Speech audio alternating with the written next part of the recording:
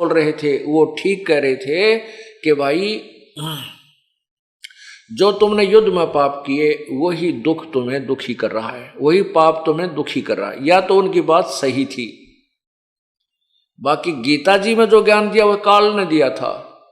अब दूसरी बात यह है कि जैसे श्री कृष्ण जी ने संदीपनी और दुर्वासा जी से जो भी कथा कहानी सुनी थी, जो ज्ञान सुना था, उसी के आधार पर वो समाधान बताते थे। श्री कृष्ण जी ने पाप श्राप नष्ट करने का अर्थात 3 ताप के अंतर्गत ये दुख आते हैं। कोई देवता रुष्ट हो जाना, कोई किसी के द्वारा जंतर मंतर कर देना, किसी के द्वारा श्राप दे देना, ये 3 ताप में आते हैं। इस 3 ताप के कष्ट निवारण के लिए श्री कृष्ण जी ने विधि बताई थी। प्रथम तो यह बताई कि तुम इन सब कपड़ों को और कढ़ाई को जला कर घिसा के खत्म कर दो, ना रहेगा बांस ना बजेगी बांसुरी। लेकिन वो साप फिर भी नष्ट नहीं हुआ। दुर्वासा जी का जो श्राप था, जो साप था, वो खत्म नहीं हुआ। उसके बाद फिर यादव को फिर वापस में लड़ने मरने लगे। तब श्री कृष्ण जी ने यही कहा कि ये तुम्हें दुर्वासा का श्राप सेध रहा है, या सही बताई, लेकिन समाधान ठीक नहीं है इनका। इनके द्वारा बताई गई विधि से वो तीनों ताप नहीं कट सकते।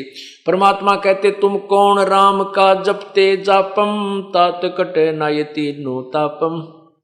तुम जिन भगवानों की, कौन से भगवान की भक्ति कर रहे हो जिससे तुम्हारे 3 ताप भी नष्ट नहीं हो सकते। तो दूसरी बार जो विधि बताई श्री कृष्ण जी ने कि जमुना में नहाने से, जमुना के जल में स्नान करने से तुम्हारा श्राप नष्ट हो जाएगा। अब वो श्राप तो कटा नहीं, वो यादव कट गए, वहां जाकर लड़ मरे। एक तो ये बात समझ लेना कि जो हमें भ्रमित कर रहे हैं कि गंगा में नहाने से दुख पाप कट जाएंगे या जमुना में नहाने से पाप कट जाएंगे, ये जो कहने वाले तो सिंपल मैन है। ये वचन तो श्री कृष्ण जी ने कहे थे यादवों को, और उनका भी साप ना कटा, जमुना के नहाने थे, वहां तो वापस में लड़के और मर गए, नष्ट हो गए।